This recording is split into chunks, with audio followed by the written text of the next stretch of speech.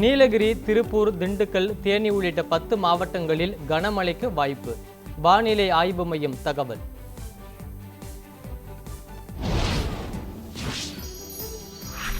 தமிழ்நாட்டில் வெப்பநிலை படிப்படியாக குறையும். 2 முதல் 3 டிகிரி செல்சியஸ் வெப்பம் குறையும் என கணிப்பு.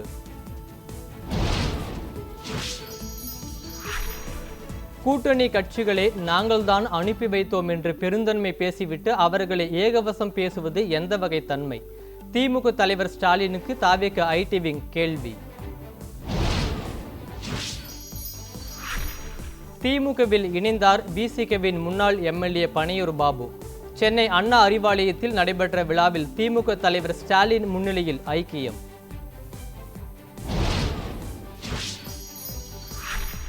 தாவேக அரசு 3 மாதம் தாங்குமா என்ற நிலைதான் உள்ளது. திமுகவில் பனையூர் பாபு இணைந்த விழாவில் திமுக தலைவர் ஸ்டாலின் பேச்சு.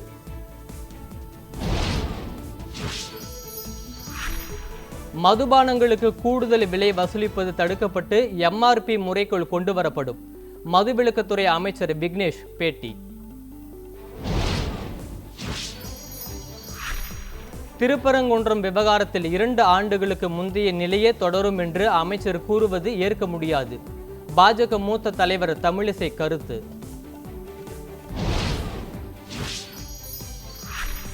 காங்கிரஸ் நாடாளுமன்ற உறுப்பினர்கள் தங்களது பதவியை ராஜினாமா செய்துவிட்டு தேர்தலை சந்திக்க தயாரா? நாம் தமிழர் கட்சியின் தலைமை ஒருங்கிணைப்பாளர் சீமான் கேள்வி. திருவள்ளுவருக்கு காவி உடை அணிவித்ததை கண்டித்து போராட்டம். வீண் செலவை ஏற்படுத்தும் ஆளுநர் மாளிகை தேவையில்லை என மதிமுக பொதுச் செயலாளர் வைகோ பேச்சு. தமிழகத்தில் திமுக தலைமையிலான மதச்சார்பற்ற முற்போக்கு கூட்டணி தற்போது இல்லை. மார்க்சிஸ்ட் கம்யூனிஸ்ட் மாநில செயலாளர் சண்முகம் பேட்டி. சென்னையில் வீட்டு உபயோக சிலிண்டர் விலை 29 ரூபாய் அதிகரிப்பு. சிலிண்டர் 947 ரூபாய் 50 காசுகளுக்கு விற்பனை.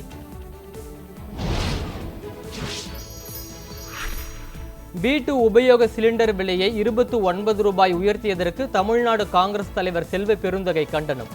விலை உயர்வை மத்திய அரசு உடனே திரும்ப பெற வேண்டுமென வலியுறுத்தல். சமையல் சிலிண்டர் விலை 2வது முறையாக உயர்த்தப்பட்டது மக்களை கடுமையாக பாதிக்கும். மக்களால் தாங்க முடியாத சிலிண்டர் விலை உயர்வை மத்திய அரசு உடனடியாக திரும்ப பெற பாமக தலைவர் அன்புமணி வலியுறுத்தல்.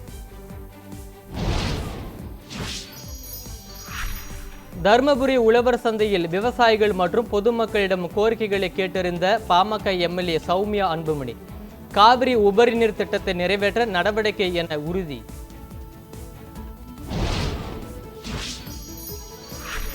திருச்சி கிழக்கு தொகுதியில் போட்டியா என்பது குறித்து வருகிற 11ஆம் தேதி தெரிவிப்பேன். நடிகர் ராகவா லாரன்ஸ் பதிவு.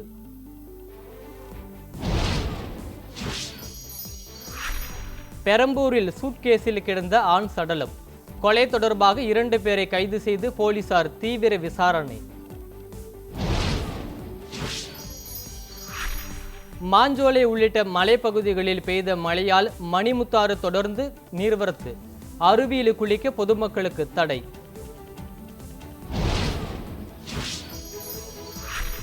சீசன் களை கட்டிய நிலையில் குற்றாலத்தில் குவிந்த சுற்றுலா பயணிகள். அருவிகளில் ஆர்ப்பரித்து கொட்டும் தண்ணீரில் உற்சாகமாக குளித்து மகிழ்ச்சி.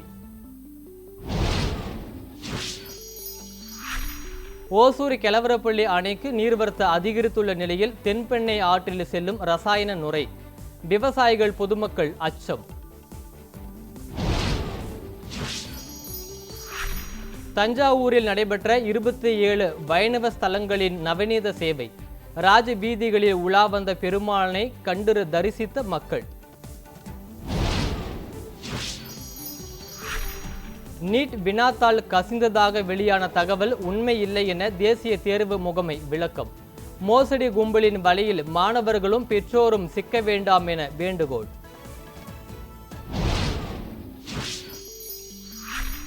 கேரளாவில் வெளுத்து வாங்கும் தென்மேற்கு பருவமழை. தொடர் கனமழையால் பொதுமக்களின் இயல்பு வாழ்க்கை பாதிப்பு. உலக சுற்றுலா தினத்தை ஒட்டி நாடு முழுவதும் நடைபெற்ற சைக்கிள் பேரணி. அமைச்சர் மன்சுக் மாண்டவியா உள்ளிட்டோர் பங்கேற்பு.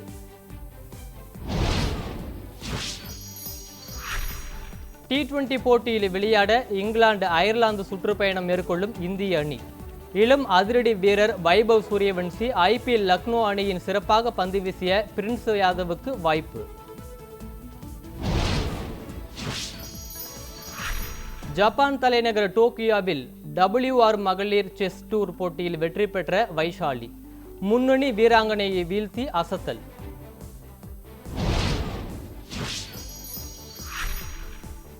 பிரெஞ்சு ஓபன் கிராண்ட் ஸ்லாம் மகளிர் பிரிவில் ரஷ்யாவின் மிரா ஆண்ட்ரிவா சாம்பியன். போலந்தின் மெஜா சவாலென்ஸ்காவை 6-3, 6-2 என்ற கணக்கில் வீழ்த்தி அசத்தல்.